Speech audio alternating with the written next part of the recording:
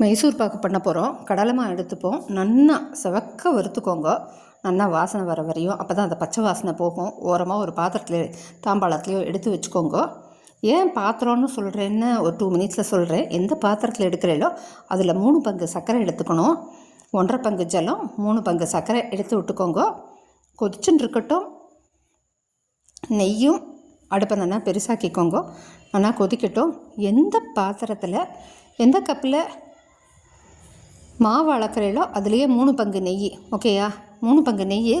இதுக்கு நின்னா குத்தம் உட்காந்தா குத்தம் எல்லாம் பெரிய பெரிய ஆளையே வந்து பாருங்கோ. சரியா? அதனால் கொஞ்சம் ஜாக்கிரதையாக பண்ணணும். 3 பங்கு நெய் எடுத்து அடுப்பை சிம்மில் வச்சுட்டு பண்ணுங்க. பெருசாக வச்சோன்னா பத்த காயணுங்கிற இது இல்லை.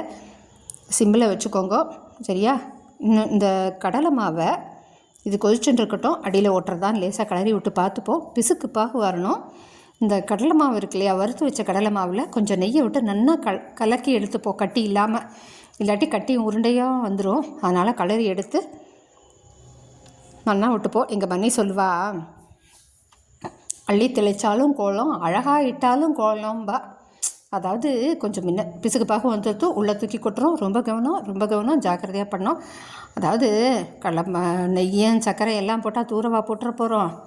அது தனித்தனியாக சட்டுக்க வேண்டியதானே. அதுக்கு மைசூர் பாக்குன்னு பேர் வச்சு சாப்பிட்ணுமான்னு கேட்டுறதுக்கும் அது அடுப்பில் விட்டுட்டேன்.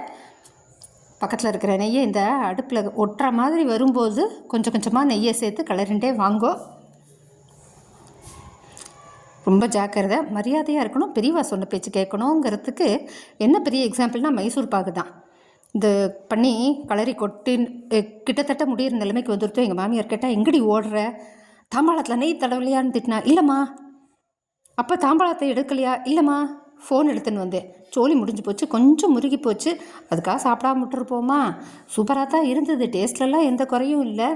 இவளே இப்படி பண்ணுறா, இதுக்கு ஒரு வீடியோ போடான்னு திட்டாதீங்கோ. எங்கேயும் போடாதீங்கப்பா, என்னை விட்டுட்டு ப்ளீஸ்ப்பா. See you soon, bye.